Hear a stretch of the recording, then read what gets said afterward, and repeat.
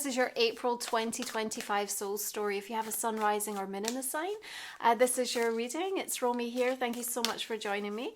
Okay, we're going to open up this month with the energy of the King of Wands. All of this fire energy that is gathering in April is bringing some renewed motivation and momentum, and there's a tremendous amount of passion that, when harnessed and directed, can bring about some really grounded transformation for you this month. You have the added benefit of working through this sixth house energy, which means that you're definitely considering the systems that are going to make life easier for you. It's about plans, plans, and more plans. The more organized you are, the more progress you are going to make and the more impact.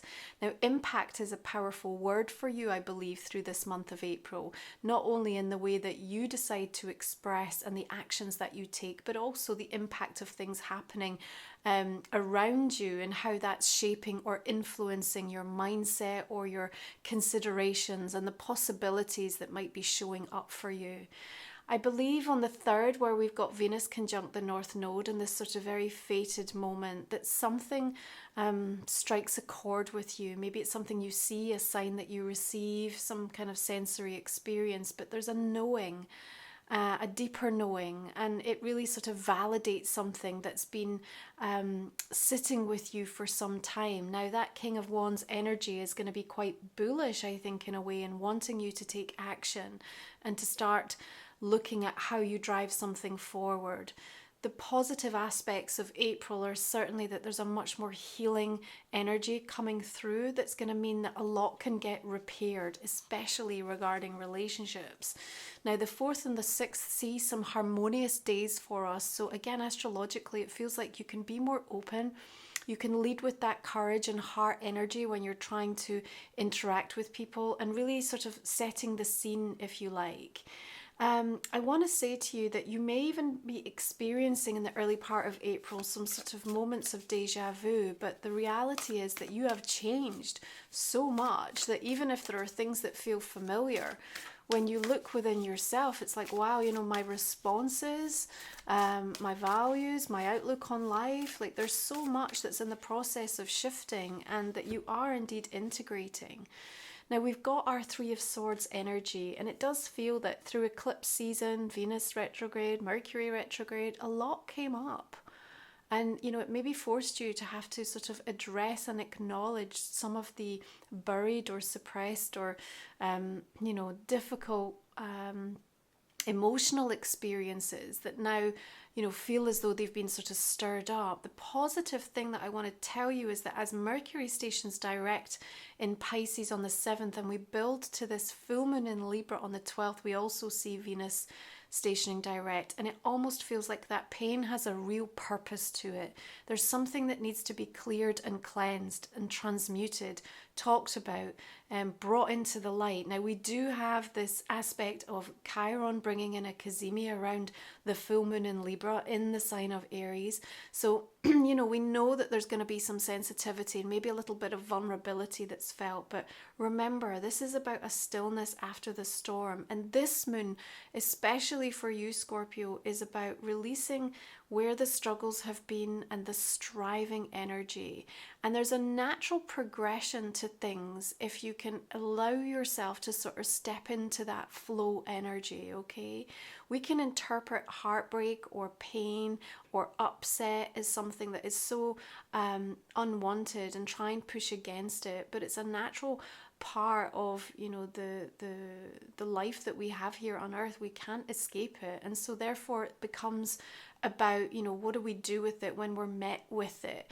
And oftentimes, you know, the 3 of Swords can be representative of an old pain. So it's not even necessarily something new that's just landed. It's just been stirred up. And maybe it's similar to what you're experiencing, or, you know, what your emotions have been telling you about something that's going on in April.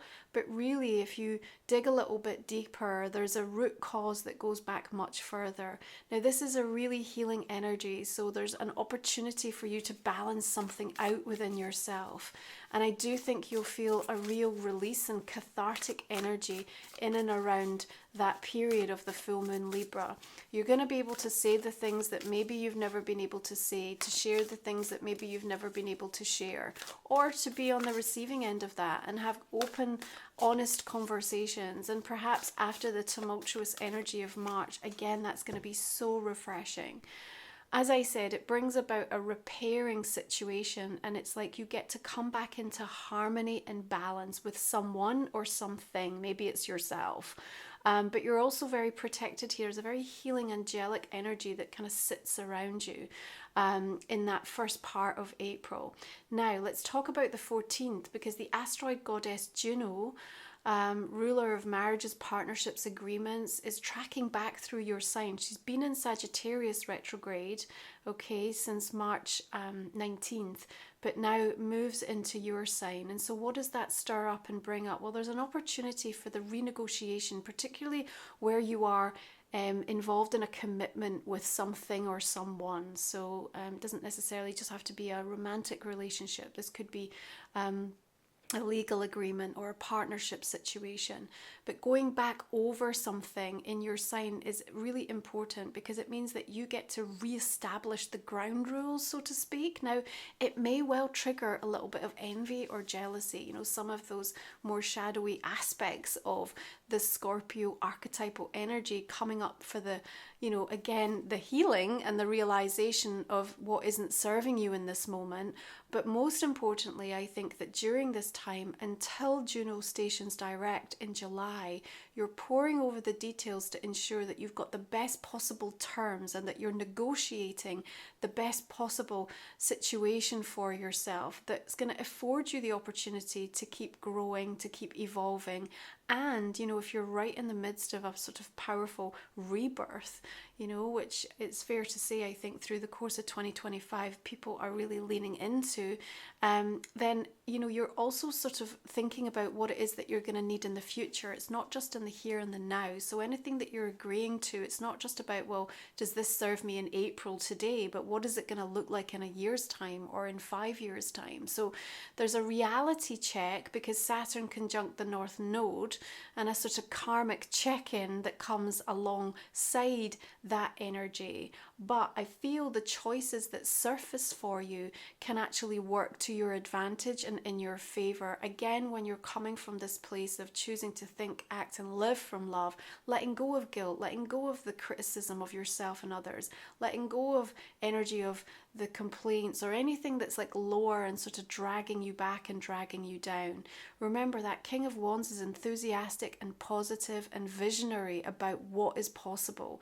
Now, yes, we have to deal with the things that are preventing us from really embracing and enjoying that, right? And there is that question of what it is that you're avoiding. And in 6th house energy for you, it's going to be in the work, right? So in the work is where you see the breakthrough, is where you see the magic, is where you make the shift in yourself, okay? There is definitely a degree of self-discipline coming in April for you, Scorpio, but that is the act of love for yourself, right? And remember, acts of service towards others is what stays with people for a lifetime. So the key thing to remember about April is it's not what you say, it's what you do. Right, we've got the energy of the Hermit coming in. Now listen, Mercury's back into Aries from the 15th, and then we have Mars tracking into Leo on the 17th. So we've got, again, this building up of fire energy, but importantly, both of these signs revisiting you know, the fire energy, which means that there's also this second chance feeling about April. Again, it could pertain to relationships for you. You might look at something anew and actually sort of see the value, or having gone through the healing, realize that there's still something there to work on, work with. But it also can be just you returning to something that you had initiated and begun, you know, last year or earlier on in 2025, and that, you know, for one reason and another, you got distracted, there were other things that came up or that needed to take precedence, and now you get to return to that energy. There may be a slight withdrawing from you as you realize that there's something really important that you need to prioritize and work on. You may even feel at times through the course of this month a little bit subdued or quiet. Again, that could be contained within this sort of energy of realizing that you got to work through some sort of pain or some sort of emotional experience that remains unresolved for you, okay? We also, again, have this word impact that seems to be around you at the moment. Now, it is a very healing month in April, but we are still dealing with friction. And what happens when we've got a dominance of fire is there can be a lot of frustration. Now, just remember, you need to channel that frustration and not absorb it, okay? Because there's a tendency to do that when we've got hermit energy. That's not going to serve you well, because then you just go back into a pattern where it's not then being healed and released. That said, what we're also seeing with that energy of the hermit is that you have something really wise to impart in regards to a situation, and you may feel like, you know, you're not able to share that, or you don't know how to express that, but it is important, and the onus is on you, because there's a sort of a quality of you being that that light leader, that master, that wise energy that in the moment is what someone or multiple people need to hear. So please don't be afraid to step forward and say what needs to be said, okay? Also remember though that, you know, people are not just judging on what you're saying, it's also on what you're doing. So whatever it is that you want to express or to share, are you the person that's been able to integrate that? Are you demonstrating those qualities of having embodied that? I believe you are, because I think the energy of the hermit, you know, is one that has sort of had that experience. It's like you've gone through that lived experience, and there's something really super valuable that you need to do now in order to kind of like complete the loop. Remember, as I always say, we heal and then we teach. And there's a teaching moment that surfaces in the month of April. So don't hold back when you realize that that is on the line, or something is on the line, okay? Now, as we make our way towards Taurus energy on the 19th, of course, we light up your 7th house of relationships. So whole focus around this in the month of April. We've got the 9 of Swords, so you know there could be something unfolding with a key person in your in your life that is going through something that is causing some anxiety or some stress for you a little bit. Now on the 20th we do have Mars opposing Pluto, so that's quite a clashing, volatile energy, and it can kind of create a little bit of a mini crisis within. We're more likely to see things happening on the collective stage, but sometimes that can be deeply triggering, especially if you're overly sensitive, or it could again, as I said, create impact in terms of your current life, or where you're focused. And so the thought process around what that means for you, or what that is going to do in terms of how it affects you personally, is something that feels like it could be sort of stirred up a little bit around that time. Be mindful a little bit about just overwhelm in the thoughts. There's a lot of cerebral energy that's kind of deployed when we're working with that 9 of Swords. Sometimes if our crown chakra is a little bit blocked, we don't want to hear, we don't want to listen, and we're making up our own stories about what this means. And I think there's a moment where you're just going to have to stop, because you could really quickly get on that runaway train. You could hear something or see something, and all of a sudden you're connecting the dots, but it isn't the true picture. There's an illusionary quality that I believe is going on. And I think that, don't put yourself through that until you actually understand what the true picture is. When that is revealed, then you're going to feel a lot more grounded, and you're going to feel a lot more understanding of what any practical steps are that need to be taken. And I think through 7th house, we're always leaning into that mirror energy, so it does like light up some of our shadow self. But what I think is between the 20th and the build up to the 27th with the new moon in Taurus, you resolve something quite clearly in your mindset, and that makes a huge difference. Again, back to this planning energy. As I said, plans, more plans. The more organized, the more you put things in place to support yourself, the more you mitigate what this is. And sometimes, this is about the mindset. This is about the ego stepping in and saying it's not possible, you're not good enough, they don't feel that way. Whatever it is, there's these sort of perpetual kind of, I want to say, just lies that, you know, your own mind is kind of creating. So a little bit of that chaos energy needs to be released, but the new moon gives you this very stabilizing and clarifying moment where you absolutely know what it is that you need to do. Now, you are supported in that, and you also feel quite fired up about it. So you might have to go full circle with something, and often we don't get to skip the part of discomfort, right? Sometimes we have to have the somber reality check moment of something. Maybe you take it a little bit far, and some of the fear that you have, you know, sort of dredged up. Nonetheless, once you come out the other side of it, which you will, you're going to realize that actually the picture is far calmer and more in balance than what you thought. And that plan that you're about to enact and to move towards, well, that's something else, right? Because here we've got this wave that you can almost like start surfing, okay? And definitely April is about action. It's about go energy. And these shifting tides are so significant, because what it's really reminding you of is like, life is short, you know, so I'm not putting this on hold anymore. And maybe this is a bit of like, feel the fear and do it anyway as well. So, you know, it's going to come up perhaps in affecting different areas for you. But the upshot is, you know, you're not staying in that energy. It's very temporary. That King of Wands just feels like he's here as this almost powerful guide to ensure that, you know, you do what needs to be done through the course of April, right? He's going to give you the courage. He's going to bring the heart. He's going to bring the vision. He's going to bring the energy levels and the motivation. And you'll be so pleased. Like, I feel honestly, Scorpio, by the time you get to the end of April and we see Venus station coming back into Aries, right, from Pisces, it was direct on the 12th, but coming back into that fire energy on the 30th, you're so glad. It's like you're looking at yourself, I'm so glad I did that. I'm so pleased that I just had it in me, right? I had it in me. That's what I hear you saying. Absolutely, you do have it in you. It's powerful. So if you're new to the channel, the last 3 cards we are going to look at in the extended reading. We talked for another 25 minutes or so. You'll find the link in the comment and description box underneath. We also talk about a personal question for you and a relationship card also. So it'll give you deeper insights to the month ahead. I hope you'll join me. It supports the channel. I really appreciate it. We are going to go ahead and clarify these cards. Let's see the direction we're going to take that extended reading for you, right? So beginning with that King of Wands energy, Ace of Swords, I like that a lot.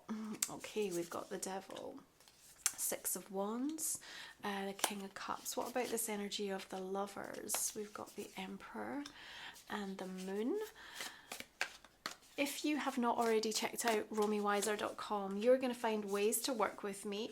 You're also going to be able to check out my sacred titles, my deck, and my journal, and my book, and all of the other products and services that are designed to support you on your spiritual journeys. So that's romywiser.com. Again, the link is below.